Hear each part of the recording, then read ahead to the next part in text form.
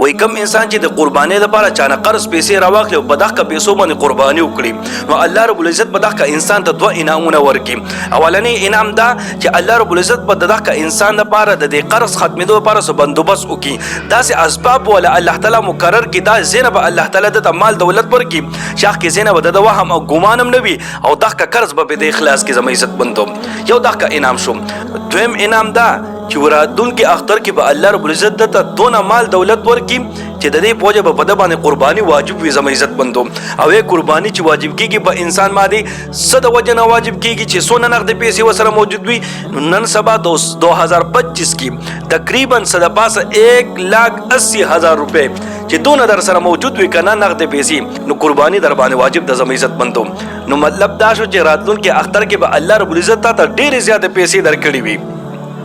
نو د قربانۍ سونه زیات اوچت فضیلت زما عزت مندو کچا په قرض باندې وکا یو خو به د قرض الله تعالی ستاسو خلاص کی او بل الله تعالی به تاسو ته مال دولت در نصیب کی. نو معلومه شو چې قربانۍ سره د انسان مال دولت ختمي کینا، قربانۍ سره د انسان مال دولت کمی کینا، لا برکت پکې راځي زما عزت مندو. او قربانۍ پوجا الله رب العزت تاسو مال دولت کې زیاتواله راولي.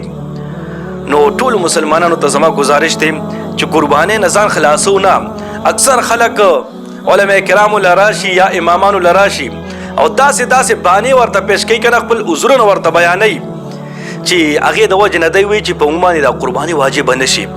نو کوشش کوي زما عزت بندو چې لاس قرباني پتا واجب شي، ایک واجب در باندې ویم نه کنه خو بیا هم کوشش وکړئ چې تاسو قرباني وکړئ زما عزت بندو.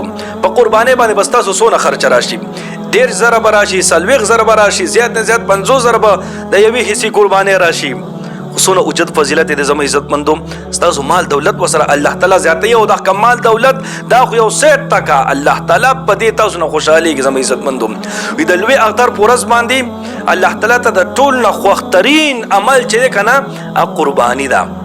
نو تاسو دا خوښوي چې مونږه داسې عمل وکړو چې هغه الله تعالی ته خوښ شي او الله تعالی مونږ نه خوشحال شي، الله تعالی مونږ نه راضي شي.